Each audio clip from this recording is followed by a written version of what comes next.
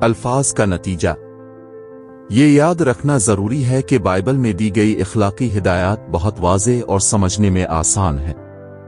Bible آج کے بہت سے مسائل پر بھی براہ راست بات کرتی ہے۔ بائبل کی اخلاقی ہدایات کو ہر دور اور ثقافت کے لوگ آسانی سے سمجھ سکتے ہیں۔